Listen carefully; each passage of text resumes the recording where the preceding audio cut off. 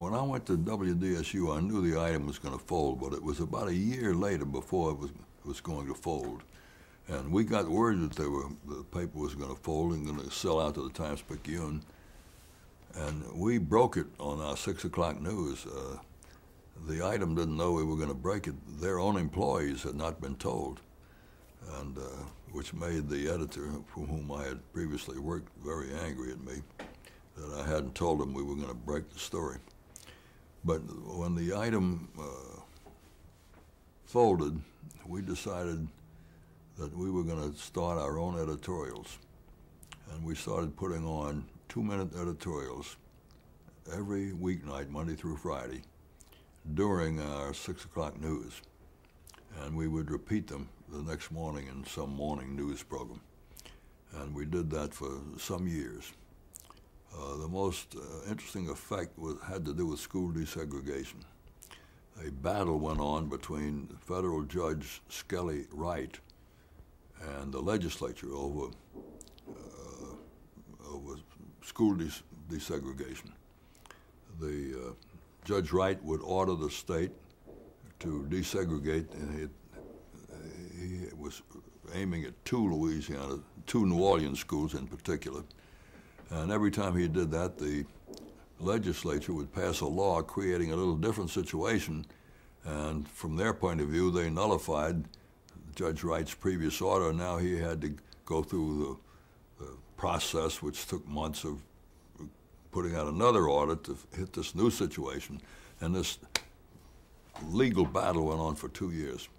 During this period, we ran 50 editorials on the subject of school desegregation. The burden of our editorials was almost entirely some variation of a theme that, there's some demagogues who are talking about they're going to resist desegregation. They're going to resist any federal order. If the courts finally say you must desegregate, they were not going to do it. But this didn't work in Little Rock. It likely will not work in New Orleans, and New Orleans will be better served if citizens figure that they may want to resist segregation in the courts, but finally, when there's a decision that is the last decision, if the decision is for desegregation, it doesn't make any sense for the city to go in for violence or to invite violence or have cross burnings or riots in the street. That will not help New Orleans. Our editorials indicated that in the long run, we're going to have to accept what the U.S. courts say. And everybody knew that eventually the courts were going to say you had to desegregate. So this put us in the position of being in the desegregation camp and the integration camp. And we got a lot of nasty mail, nasty phone calls. My wife took our phone number out of the book so we wouldn't get any at home. And we persisted with these editorials. During this time, 2 years leading up to school desegregation, the Times-Picayune didn't touch the subject.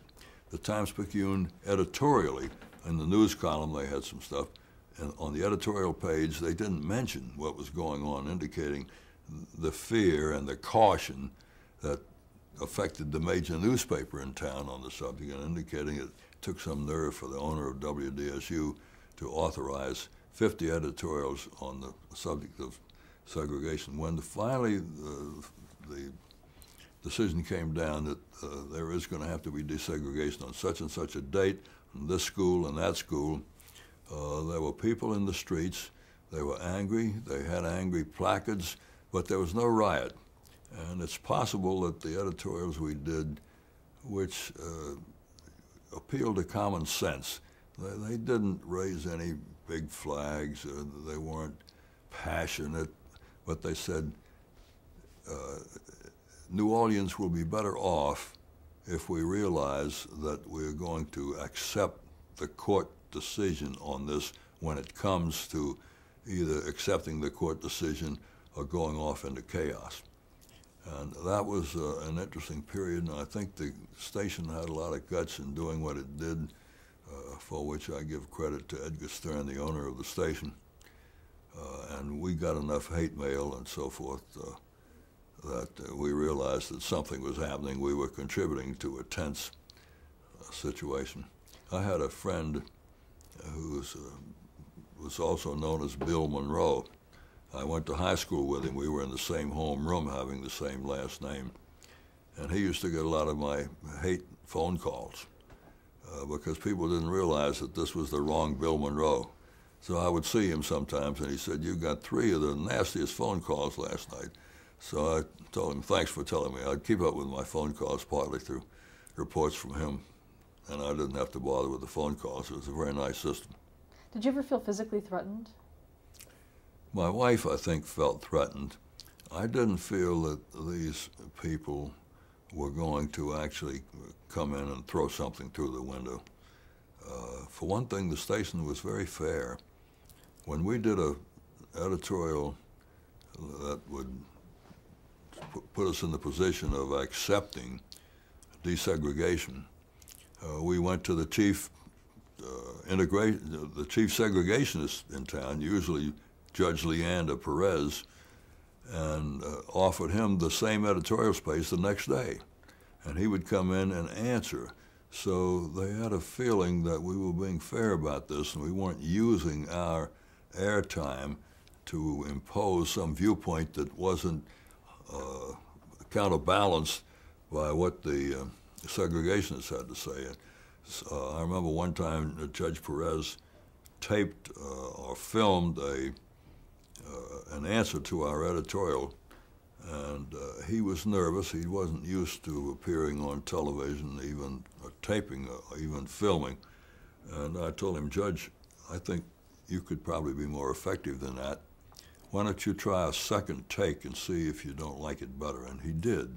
It was better, and he appreciated this consideration. We not only gave him time to answer us, but we helped him be effective in his own answer. And I think that kind of fairness helped avoid what possibly could have gotten into violence. Although the day of the school desegregation, I went to the scene and the crowd recognized me and gathered around me, and there was a lot of anger and profanity, and it was getting very loud, and the police asked me if I would kindly leave, which I agreed to do.